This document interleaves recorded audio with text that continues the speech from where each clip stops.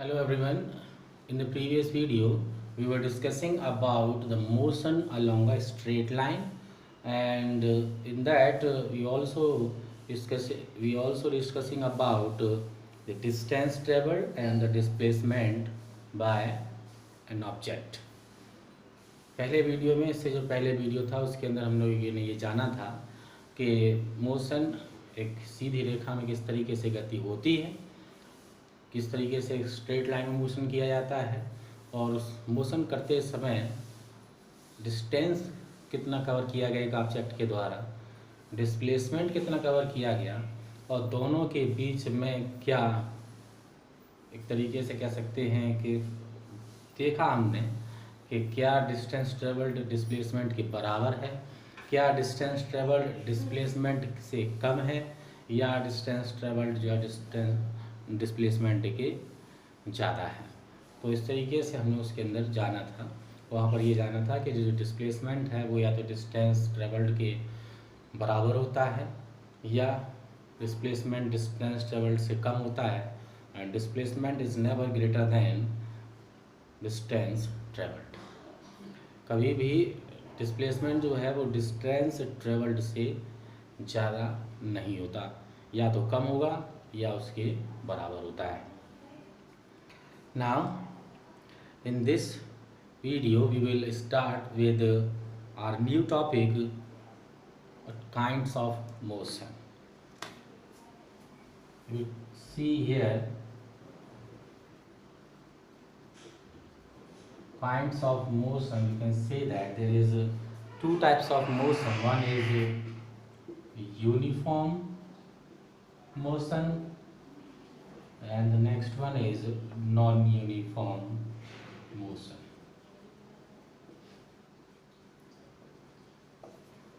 Uniform motion और non uniform motion एक समान गति है ये, और ये असमान गति है। If we talking about their definition and how can we identify that the body is in a uniform motion or in the non-uniform motion, किस तरीके से जानेंगे कि कोई सी जो बॉडी है वो अपने आप में यूनिफॉर्म मोशन में है या नॉन यूनिफॉर्म मोशन में है। इसको जानने के लिए पहले हम जानें कि डेफिनेशंस क्या हैं, कि ये क्या होते हैं। If we talking about uniform motion, if a body covers equal distance in equal interval of time, बराबर समय अंतराल पर अगर एक बॉडी के द्वारा कवर किए गए डिस्टेंस अपने आप में बराबर होते हैं, तो हम कह सकते हैं कि वो जो ऑब्जेक्ट है, वो जो बॉडी है, वो अपने आप में यूनिफॉर्म मोशन में मौजूद है। How? For example, a body is start from point A in the first 5 seconds. In the first 5 seconds, it covered 200 meter. In the next 5 seconds, it again covered 200 meter. And in the third 5 second, अगले 5 second में फिर दोबारा से उसके द्वारा cover किया गया distance 200 metre रहा, और इसी तरीके से अगर वो आगे बढ़ती रहे और हर एक बराबर दिए गए समय अंतराल पर, ये टाइम है, ये टाइम इंटरवल है, और टाइम इंटरवल देख रहे हैं 5-5 सेकंड का ही है, और हर एक 5 सेकंड में उस बॉडी के द्वारा कवर किया गया डिस्टेंस अगर 200 मीटर का ही है, then we can say that this body is in uniform motion. तो जो वो बॉडी है वो अपने आप में यूनिफॉर्म मोशन में है, यानी कि एक समान गति कर रही है। If a body covers equal distance in equal interval of time, 205, 205, 200, 205, इस तरीके के मोशन को यूनिफॉर्म मोशन के तौर पर देखा जाता है।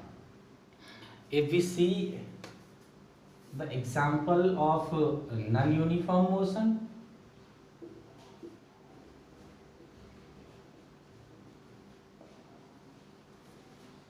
if you want to know the examples of non-uniform motion, first we need to know that what is non-uniform motion.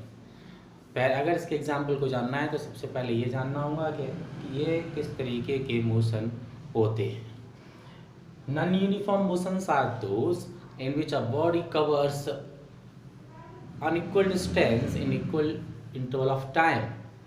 एक बॉडी के द्वारा अगर इक्वल इंटरवल ऑफ टाइम पे यानी इक्वल बराबर समय अंतराल पर ही अलग अलग डिस्टेंस कवर किए जाएं तब उस तरीके की बॉडी को नॉन यूनिफॉर्म मोशन में कहा जाता है, या उस तरीके के मोशन को नॉन यूनिफॉर्म मोशन कहा जाएगा जिस तरीके के मोशन में एक बॉडी के द्वारा बराबर समय में असमान यानी कि अलग अलग डिस्टेंसेस कवर किए जाएं. For example, again a body start from B, कोई बॉडी जो कि बी से स्टार्ट कर रही है. In the first 5 seconds it covered 200 meter. In the next 5 seconds it covered 100 meter. In the next 5 seconds it covered 50 meter, and then again next 5 seconds it covered 200 meter, and then 250 meter in 5 seconds. अब यहाँ पर देखें तो पहले 5 second में cover किया 200 metre, अगले में कवर किया 100, अगले 5 सेकंड में 50 ही किया, अगले 5 सेकंड में 200 ही किया, और अगले 5 सेकंड में 250 मीटर किया है, 250 मीटर किया है. तो यहाँ पर देखें कि समय अंतराल देखें, टाइम इंटरवल देखें, हर एक किसी में बराबर है, लेकिन यहाँ कवर किया गया डिस्टेंस जो है वो अलग अलग है. तो इस तरीके के मोशन को नॉन यूनिफॉर्म मोशन कहा जाता है. और जब टाइम इंटरवल भी सेम हो और हर एक टाइम इंटरवल में कवर किया गया डिस्टेंस भी अपने आप में सेम हो, तो उस तरीके के मोशन को यूनिफॉर्म मोशन के तौर पर देखा जाता है. If we talking about the example of this, example is when a car is moving on a crowded street. एक कार के एग्जाम्पल ले लेते हैं. एक दौड़ती हुई कार जो कि भीड़ भाड़ वाले इलाके में गई है, और जहाँ उसको जगह मिलती है वहाँ पर स्पीड उसकी बढ़ जाती है, तो ज़्यादा से ज़्यादा डिस्टेंस कवर कर लेगा, और जैसे ही भीड़ आ जाती है तो उसको अपनी स्पीड को कम करना होगा, ब्रेक लगाने होंगे, फिर धीरे धीरे चलेगा. तो वहाँ पर आप देखेंगे कि जो अगर कुछ छोटे छोटे समय ले लें हम, और उसमें अगर हम उसके द्वारा कवर किए गए डिस्टेंस को मेजर करें, तो उस केस में आप ये देखेंगे हर एक अलग ये बराबर समय अंतराल पर उसके द्वारा कवर किया गया जो डिस्टेंस है वो अपने आप में अलग अलग होंगे. तो कह सकते हैं कि वो कार जो कि एक भीड़ भाड़ वाले इलाके में चल रही है वो अपने आप में नॉन यूनिफॉर्म मोशन में होगी. To understand this activity 8.5 is also given. समझने के लिए एक्टिविटी 8.5 भी यहाँ पर दी गई है, जिसमें एक ऑब्जेक्ट लिया गया है ए और दूसरा ऑब्जेक्ट है बी. यहाँ पर ए के द्वारा कवर किया गया डिस्टेंस भी दे रखा है और बी के द्वारा कवर किया गया डिस्टेंस भी दिया गया है, and time interval is also given. Both had started on 9:30 AM. दोनों के द्वारा 9:30 पर शुरुआत की गई चलना. पहले 15 मिनट में ए ने कवर किया 10 मीटर, बी ने कवर किया 12. अगले 15 मिनट में ए ने कवर किया 10 ही, लेकिन बी ने कवर कर लिया 7 metre. In the next 15 minutes A covered again 10 metre, then B covered 4 metre. यानी कि अगर पूरे एग्जाम्पल को अगर इसको हम देखेंगे एक्टिविटी को, तो इसमें हम ये देखेंगे कि ए हर एक 15 मिनट पर 10-10 मीटर ही कवर कर रहा है, लेकिन यहाँ पर बी के द्वारा प्रत्येक 15 मिनट पर यानी every 15 seconds it covered. In the first 15 it covered 12. In the next it covered 7 meter, and then 4 meter, then 12 meter. Mean at every interval of 15 minutes it covered unequal distances. यानी कि हर एक 15 minute के अंतराल पर उसके द्वारा cover किया गया जो डिस्टेंस है बी के द्वारा वो अलग अलग है. तो बी के द्वारा जो कराया जा रहा मोशन है वो नॉन यूनिफॉर्म मोशन है, और ए के द्वारा कवर कराए जो ए के द्वारा मोशन किया जा रहा है that motion is uniform motion. Now, after that 8.2 is also given, measuring the rate of motion. किस तरीके से गति हो रही है, कैसे मापेंगे हम, कैसे नापेंगे, पता कैसे करेंगे कि किस दर से गति को किया जा रहा है, कि मोशन का रेट क्या है। एग्जाम्पल्स हैं इसमें 8.2 में दिए गए हैं, 2 एग्जाम्पल हैं, एक है एग्जाम्पल ए, एक है example B. If we look at both the situations given in the figure number 8.2, अगर दोनों सिचुएशंस जो दी गई हैं ए और बी फिगर नंबर 8.2 में, दोनों में देखें तो पहले के अंदर अगर हम ये जानेंगे कि अगर बॉल की स्पीड 143 किलोमीटर पर आवर है इन पहले फिगर में, और दूसरे साइन बोर्ड दिया गया है उसमें एक कार दी गई है, उस कार की स्पीड है 50 किलोमीटर पर आवर, और वहीं पर एक और व्हीकल दिया गया है जिसकी स्पीड दी गई है 40 किलोमीटर पर आवर, और वहीं पर एक बॉलर की स्पीड को दिया गया है पहले वाले में 143 किलोमीटर पर आवर। तो अगर हम इन तीनों कंडीशंस को अगर हम देखें और ऑब्जर्व करें, उसके द्वारा कुछ जानने की कोशिश करें, then we understand that different objects may take different amounts of time to cover a given distance। यानी कि ये जान सकते हैं कि अलग अलग ऑब्जेक्ट्स के द्वारा एक डिस्टेंस को कवर करने में अलग अलग समय लिया जाता है, क्योंकि हर एक की कैपेसिटी जो है अपने आप में अलग अलग होती है। कोई कम से कम समय में ज़्यादा से ज़्यादा डिस्टेंस कवर कर लेते हैं, और कोई जो है वो ज़्यादा से ज़्यादा समय में भी कम से कम डिस्टेंस कवर कर पाते हैं। एक पैदल चलने वाले इंसान की बात करें, और एक साइकिल पर चलने वाले की बात करें, एक मोटरसाइकिल पर चलने वाले की बात करें, और यहाँ से लेके किसी भी एक स्पॉट को चूज़ कर लें, कोई एक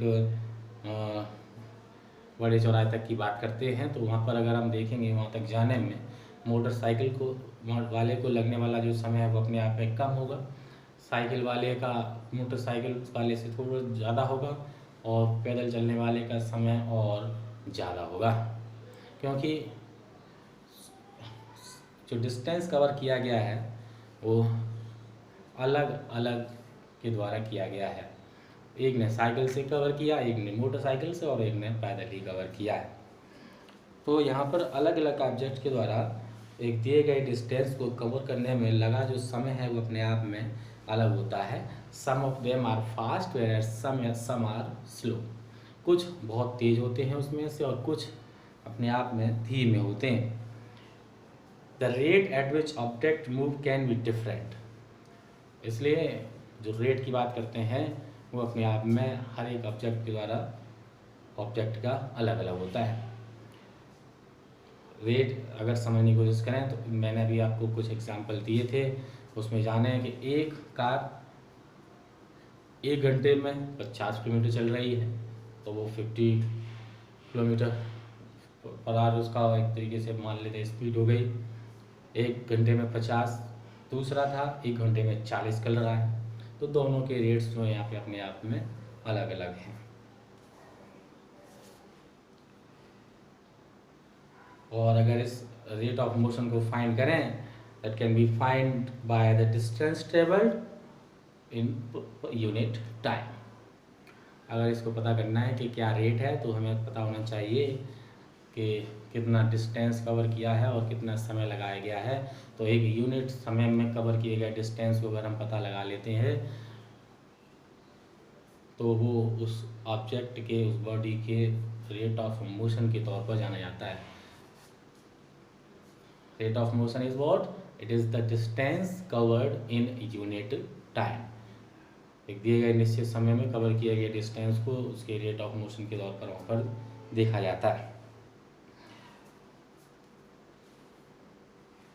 it is referred as speed, और वो उसकी स्पीड बन जाती है। यहाँ पर अगर देखें स्पीड बन जाती है, तो स्पीड का एक फार्मूला हमें मिल जाता है, और उस स्पीड के फार्मूले को अगर हम लिखना चाहें, यहाँ पर हमने जाना कि अगर हम रेट ऑफ मोशन को अगर हम फाइंड कर रहे हैं, तो distance covered in unit time. इस तरीके से अगर हम जाने तो उसको लिखा जा सकता है। और इस रेट ऑफ मोशन को हम लोग जब स्पीड कह देते हैं तो हमें एक स्पीड फॉर्मूला मिल जाता है, speed is equal to distance upon time. इस तरीके से एक फॉर्मूला मिल जाता है, speed is equal to distance upon time. And if we talking about the unit of speed, that is meter per second. It's the unit of speed. It is because of distance covered is measured in meter, whereas time is measured in second. That's why that will become meter per second. So unit of speed is meter per second. अगर छोटे तौर पर distance cover किया गया है कम से कम समय में तो इस जो बन जाता है सेंटीमीटर पर सेकेंड यूनिट बन जाती है। और बड़े से बड़े अगर डिस्टेंस को मेजर किया गया है तो हम लोग किलोमीटर पर आवर में भी उसके डिस्टेंस को माप सकते हैं। स्पीड को मापा जा सकता है किलोमीटर पर आवर में। अगर बड़ा से बड़ा डिस्टेंस को कवर किया गया है तो हम लोग किलोमीटर पर आवर में नाप लेते हैं उसको। छोटे से छोटा डिस्टेंस था सेंटीमीटर पर सेकंड में भी नाप सकते हैं कि कितने सेकंड में कितना सेंटीमीटर कवर किया गया। और मीटर पर सेकंड में भी स्पीड को मेज़र किया जा सकता है। ये डिपेंड करता है कि कितना छोटे से छोटा डिस्टेंस या कितना बड़े से बड़ा डिस्टेंस को वहाँ पर कवर किया गया है दिए गए समय में। उस तरीके से अलग अलग यूनिट्स के द्वारा स्पीड को मेज़र किया जा सकता है। If we talking about the average speed is equal to, अगर टोटल जर्नी के दौरान पूरी जर्नी के दौरान अगर हमें यहाँ पर एवरेज स्पीड को अगर पता कराना हो, क्योंकि हम देखेंगे कि टोटल जर्नी के दौरान अलग अलग समय पर अलग अलग स्पीड रही होगी। तो अगर हम वहाँ पर एवरेज स्पीड को फाइंड करें तो कैसे निकाल सकते हैं? Average speed is equal to total distance covered upon total time taken covered. जितना डिस्टेंस पूरा कवर किया गया पूरी जर्नी के दौरान और कितना टोटल समय लगा है, अगर इसका रेशियो अगर हम फाइंड कर देंगे तो वहाँ से जो क्वांटिटी हमारे पास निकल के आएगी, that is known as average speed.